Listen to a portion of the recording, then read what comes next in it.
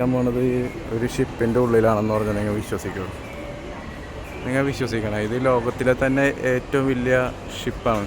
ഇതിൻ്റെ ഉള്ളിൽ കിളികൾ വരെയുണ്ട്. സൂം ചെയ്താൽ കിട്ടുമെന്ന് എനിക്കറിയില്ല. എവിടെ ഈ കിളി വേണ്ട, ഒരു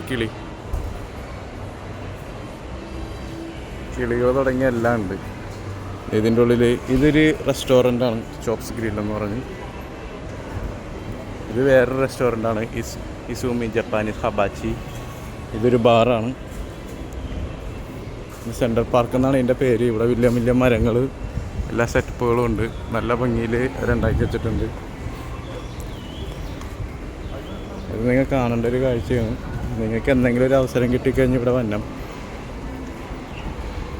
ഇത് വേറൊരു ചെറിയ റെസ്റ്റോറൻ്റാണ്. ഇത് മുകളിൽ കണ്ട പുകക്കുഴലാണ് ഷിപ്പിൻ്റെ. ഒരുപാടുണ്ടോ നടക്കാനായിട്ട്. ഇതിൻ്റെ പേര് സെൻട്രൽ പാർക്ക് എന്നാണ്.